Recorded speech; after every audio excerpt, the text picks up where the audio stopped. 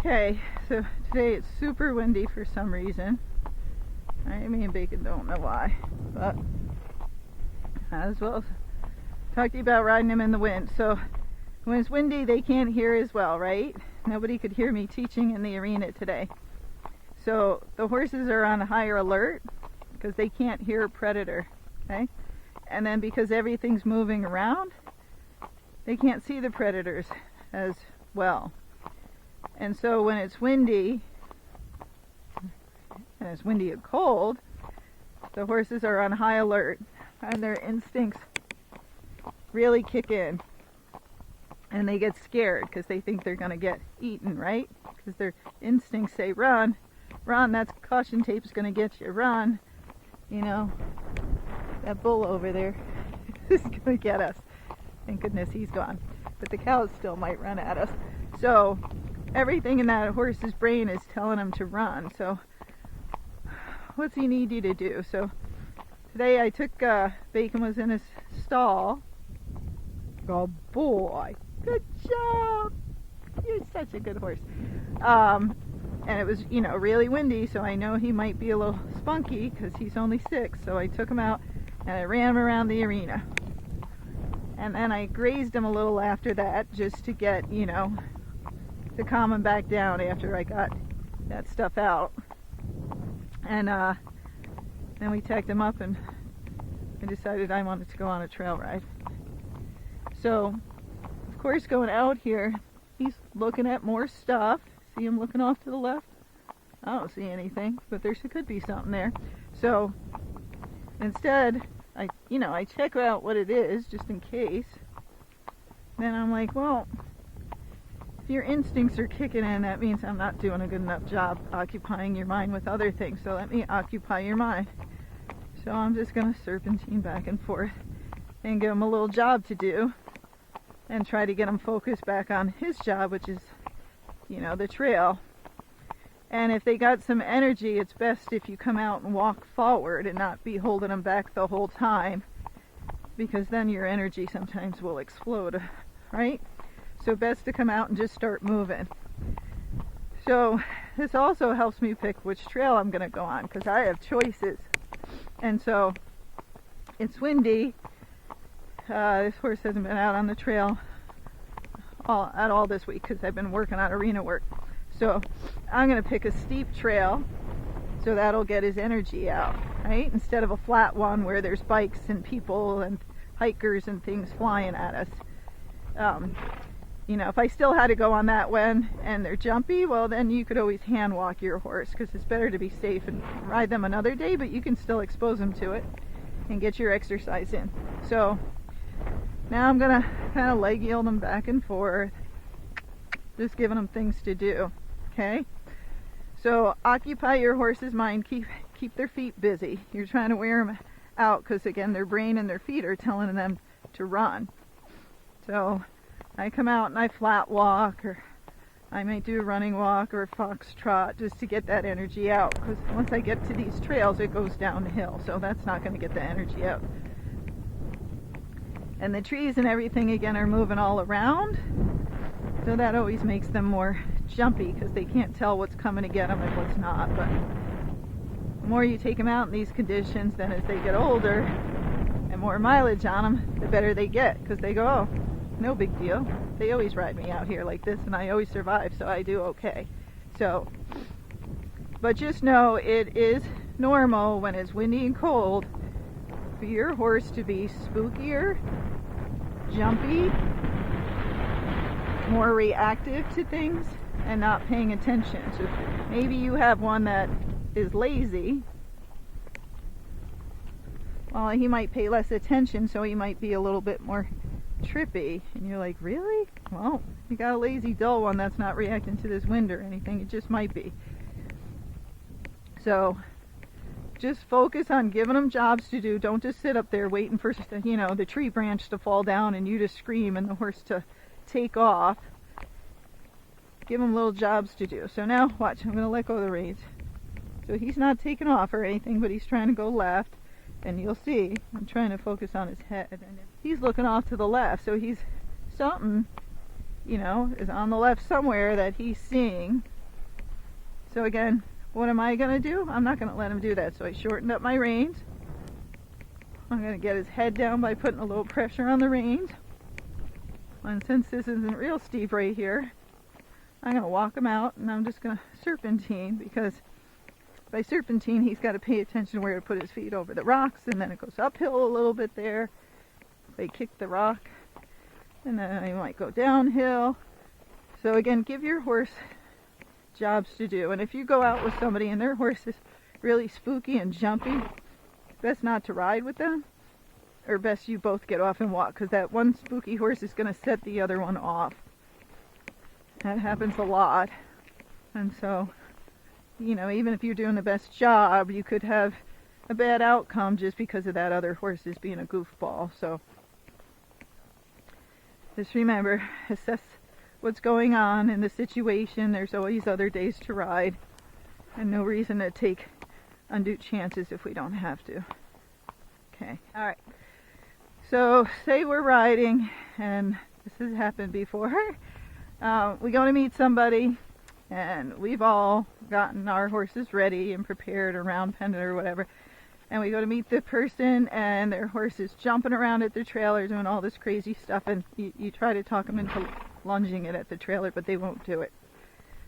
So then you try to go out, and everybody tries to walk calmly, and it's just not working, because that horse is all over the place. He's up the other horse's butts, he's out ahead if we put him in front, blah blah blah. What do? When we get someone in the group and their horse is out of control, the best thing we can do is wear some of that energy off, right? Because we want to get the horse thinking. That's why they're so jumpy, is because they're reactive and they have all this built up energy that they haven't used, you know? Think of the kids being locked inside for weeks and weeks and weeks, right? They start going crazy, and you let them outside and they're out there screaming, being idiots. It's funny, but they're being crazy. So with the horses, same kind of thing. They're not going to, you know, if they've got all that built up energy, you fed them all this food, and for 2 weeks they haven't worked, they're not going to be so good. So what we try to do is go out and not trot or pace, but to gait.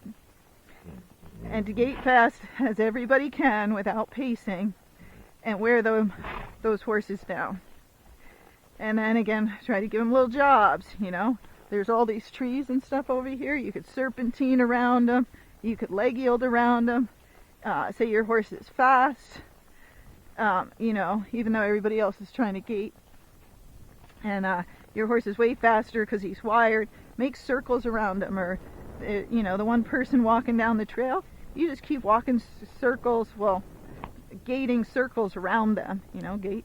And if it's well gated, well, then you can even do it as they're going downhill, just make circles. Or you can go up ahead, turn around, and like serpentine in between the horses and go back and go to the back of the line. And then if the horse wants to go up front, go up to the front of the line. When you get to the front, serpentine back through the other horses. There's lots of games you can play, but the game to play when the horses are antsy is not to go out and gallop, because if you gallop, that ups the ante, as they say, and a lot of the horses will start bucking. But if you just gait, they usually won't buck. You know, cantering and galloping can make them buck. So just you know, go out, gait, but play the horse that's antsy. That's the horse that needs to play all the games around the other horses and wear its energy down. And then once that horse finally calms down, then you guys can go on a nice leisurely trail ride.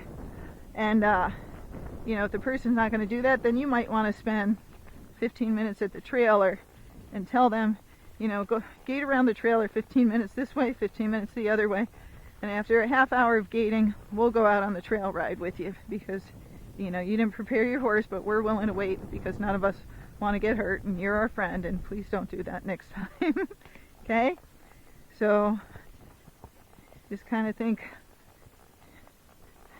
they're forward and jumpy and stuff, and, you know, the horse is usually not like that. Get its feet moving. Kind of falls to the wall and go.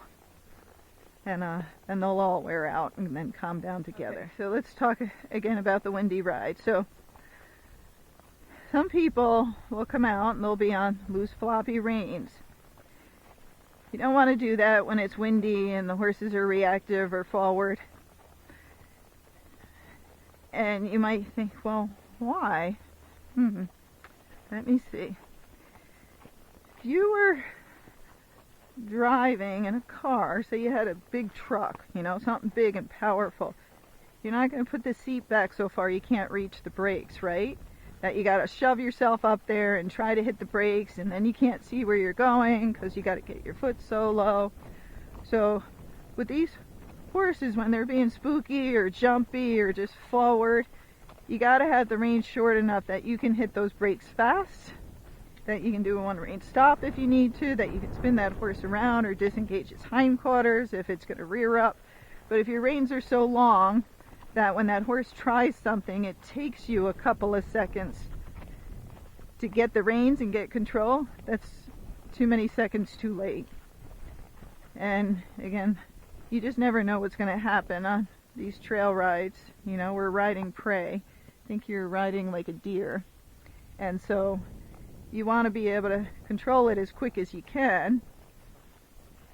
You know, unless you have a real dull horse or something, that's different. But the rest of us that our horses are alive, and they're just horses, you got to keep those reins short enough that you can do something quickly. And some of you will like have the reins loose because you're lazy and you just don't want to keep your arms out in front of you. And others of you will do it because you think it's mean and you don't want to, you know, pull on that horse's mouth at all. Well, it's meaner to have the reins loose, something bad happens, you fall off, the horse takes off, runs in a hole, breaks its leg. Or, you know, the horse gets a bad reputation because he's doing all these bad things because you don't have your reins short enough to communicate with him in enough time. So you got to put it in a little bit different perspective, and having control is not being mean, it's just being safe, and it's keeping your friends safe, and it's making the rides more enjoyable for everybody else. So just remember, keep your reins short enough that you have quick contact if you need it when it's windy, cold, etc. And just remember, it's normal when it's windy or cold that the horses get more spooky, okay? So you can't expect to go out and the horse to be totally calm. You haven't been out on the trail for a couple weeks or a month and you're like, oh, it's sunny out today, I'm going to take him out for a trail ride, and he hasn't been out for a month. He's probably going to be an idiot.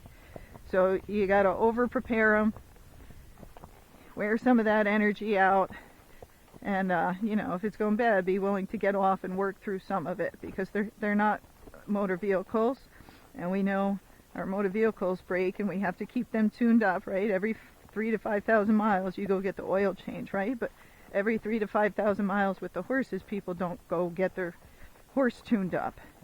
And you know, just to stay safe, you might need to do that once in a while, have a trainer ride it and just tune that horse up so he stays good. Don't wait until it's really, really bad, because that's what most people do. And then, you know, you bring him to us and we might say, well, it's going to take months, it's going to take years to get this horse where he's supposed to be because he's had all these bad years under him.